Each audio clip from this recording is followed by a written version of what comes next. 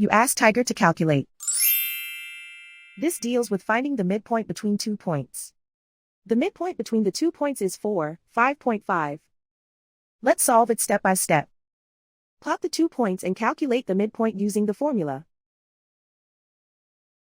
The coordinates of point 1 are x1 equals 4, y1 equals 3. The coordinates of point 2 are x2 equals 4, y2 equals 8. PM represents the midpoint of the 2 points.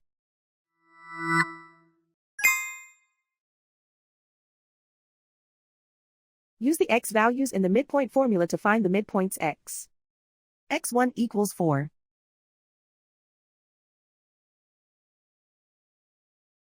x2 equals 4.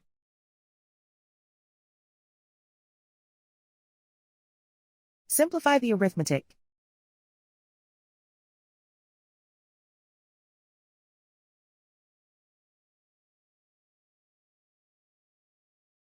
Use the y values in the midpoint formula to find the midpoints y. y1 equals 3.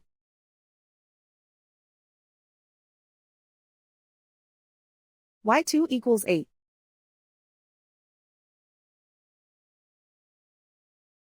Simplify the arithmetic.